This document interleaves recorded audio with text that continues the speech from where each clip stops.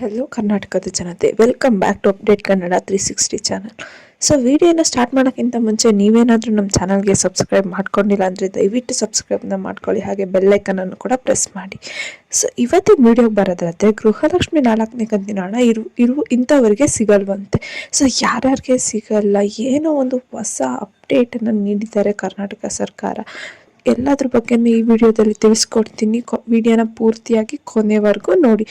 So already December ಅಂತ್ಯದೊಳಗೆ ಸಂಪೂರ್ಣ 100% ಮಹಿಳೆಯರಿಗೆ ಖಾತೆಗೆ ಹಣನ ಜಮಾ ಮಾಡುವುದಾಗಿ ಸರ್ಕಾರ ತಿಳಿಸಿತ್ತು 4ನೇ ಕಂತಿಂದು. ಸೊ ಆಲ್ರೆಡಿ ಡಿಸೆಂಬರ್ ಮುಗೀತು. ಇವಾಗ ಹೇಳ್ತಿದ್ದಾರೆ ಜನವರಿ ಫಸ್ಟ್ ವೀಕ್ ಒಳಗೆ ನಾವು ಎಲ್ಲ ಸಂಪೂರ್ಣವಾಗಿ 100% ಅಷ್ಟು ಮಹಿಳೆಯರಿಗೆ 4ನೇ ಕಂತಿನ ಹಣ ಜಮಾ ಮಾಡ್ತೀವಿ ಅಂತ. 4ನೇ ಕಂತಿನ ಹಣದ ಕುರಿತು ಆಲ್ರೆಡಿ ಡಿಸೆಂಬರ್ 31ರೊಳಗೆ 15 ಜಿಲ್ಲೆಗೆ ಹಣನ ವರ್ಗಾವಣೆ ಮಾಡಿದ್ರು, ಅಂದರೆ ಡೆಪಾಸಿಟ್ ಮಾಡೋಕ್ಕೆ ಸ್ಟಾರ್ಟ್ ಮಾಡಿದ್ರು 15 ಜಿಲ್ಲೆಗಳಿಗೆ. ಸೊ ಯಾವ್ಯಾವ ಜಿಲ್ಲೆಗೆಲ್ಲ ಮಾಡಿದ್ದಾರೆ ಅಂದ್ಬಿಟ್ಟು ಈ ವಿಡಿಯೋದಲ್ಲಿ ತಿಳಿಸ್ಕೊಡ್ತೀನಿ. ಸೊ ವಿಡಿಯೋನ ಸ್ಕಿಪ್ ಮಾಡದೆ ಕೊನೆವರೆಗೂ ನೋಡಿ. ಸೊ ಎಲ್ಲರಿಗೂ ತಿಳಿದಿರುವಂತೆ ಗೃಹಲಕ್ಷ್ಮಿ ಒಂದು ಸಂಚಲನ ಮೂಡಿಸಿದೆ ಕರ್ನಾಟಕ ಸರ್ಕಾರದಲ್ಲಿ ಗೃಹಲಕ್ಷ್ಮಿ ಯೋಜನೆ. ಸೊ ಈಗಾಗಲೇ ಗ್ಯಾರಂಟಿ ಯೋಜನೆಗಳಲ್ಲಿ ಒಂದಾಗಿರುವ ಗೃಹಲಕ್ಷ್ಮಿ ಯೋಜನೆ ಅಡಿಯಲ್ಲಿ ಪ್ರತಿಯೊಬ್ಬ ಯಜಮಾನಿಗೂ ಪ್ರತಿ ತಿಂಗಳು 2,000 ರೂಪಾಯಿ ಅವ್ರ ಖಾತೆಗೆ ಬಂದು ಜಮಾ ಆಗುತ್ತೆ. ಈ 2,000ನ ಏನೋ ಕೊಡ್ತಿದ್ದ ಅಂದರೆ ಅವ್ರದ್ದು ಏನೇ ಒಂದು ಖರ್ಚು ಇದ್ರೂ ಇವರು ಮಹಿಳೆಯರ ಒಂದು ಸಬಲೀಕರಣಕ್ಕಾಗಿ 2,000ನ ಕೊಡ್ತಿದ್ದಾರೆ. ಸೊ ಆಲ್ರೆಡಿ 88% ಆಫ್ ಫಲಾನುಭವಿ ಮಹಿಳೆಯರಿಗೆ ಆಲ್ರೆಡಿ 3 ಕಂತಿನ ಹಣ ಜಮಾ ಆಗಿದೆ. ಇನ್ನು ಉಳಿದಿರೋ 12% ಅವ್ರಿಗೆ ಇನ್ನು ಹಾಕೋಕ್ಕೆ ಸರ್ಕಾರ ಟ್ರೈ ಮಾಡ್ತಾನೆ ಇದೆ. ಡ್ಯೂ ಟು ಸಮ್ ಆಧಾರ್ ಸೀಡಿಂಗ್ಸ್ ಅಥವಾ ಗೌರ್ಮೆಂಟ್ ಕಡೆ ಆಗಿರೋ ಟೆಕ್ನಿಕಲ್ ಇಶ್ಯೂಸಿಂದ ಹಾಕಕ್ಕೆ ಆಗ್ತಿಲ್ಲ.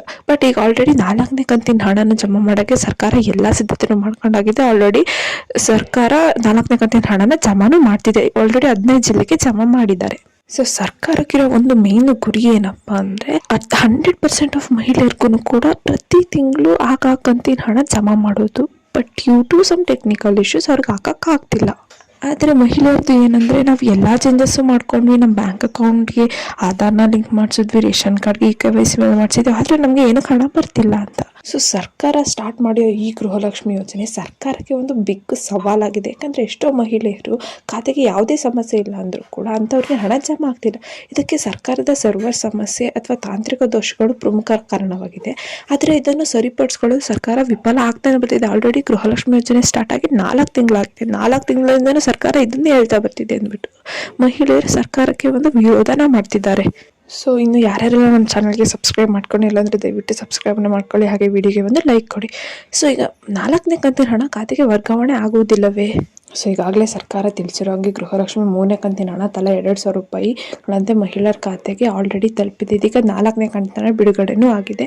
ಆದರೆ ಸರ್ಕಾರ ಈ ಹಿಂದೆ ತಿಳಿಸಂತೆ ಗೃಹಲಕ್ಷ್ಮಿ ಖಾತೆ ಸಮಸ್ಯೆ ಇರುವುದರಿಂದ ರೇಷನ್ ಕಾರ್ಡ್ ಇರುವ 2ನೇ ಸದಸ್ಯರ ಖಾತೆಗೆ, ಅಂದರೆ ಯಜಮಾನಿಯಲ್ಲ ಮನೆಯ ಯಜಮಾನನ ಖಾತೆಗೆ 2,000 ರೂಪಾಯಿ ಇನ್ನು ಮುಂದೆ ಜಮಾ ಆಗುತ್ತಂತೆ.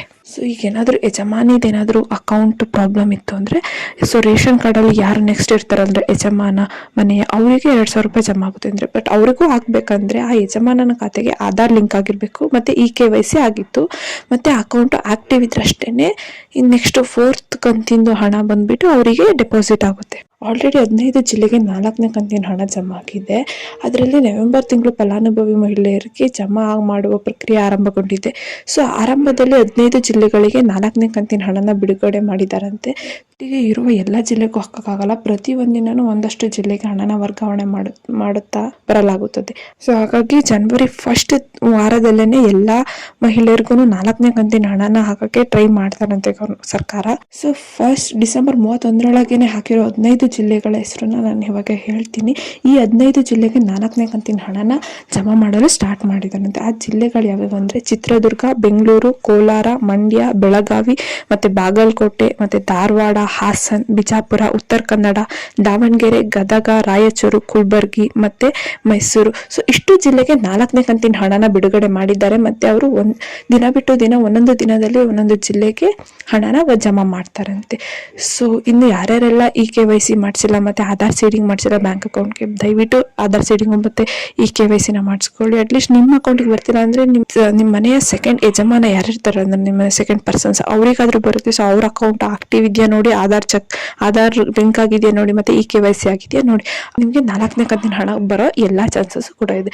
ಸೊ ಈ ವಿಡಿಯೋ ಇಷ್ಟ ಆಯಿತು ಅನ್ಕೊಂತೀನಿ. ಈ ವಿಡಿಯೋ ಇಷ್ಟ ಆಗಿದೆ ಅಂದರೆ ಒಂದು ಲೈಕ್ನ ಕೊಡಿ. ಮತ್ತು ನೀವು ಯಾರಿನ್ನ ನಮ್ಮ ಚಾನಲ್ಗೆ ಸಬ್ಸ್ಕ್ರೈಬ್ ಮಾಡ್ಕೊಂಡಿರೋದ್ರೆ ದಯವಿಟ್ಟು ಸಬ್ಸ್ಕ್ರೈಬ್ನ ಮಾಡ್ಕೊಂಡು ನಮಗೆ ಸಪೋರ್ಟ್ ಅಂತ ನೋಡಿ. ಸೊ ಏನಾದರೂ ಪ್ರಾಬ್ಲಮ್ ಇತ್ತಂದರೆ ಕಮೆಂಟ್ ಮಾಡಿ. ಧನ್ಯವಾದಗಳು.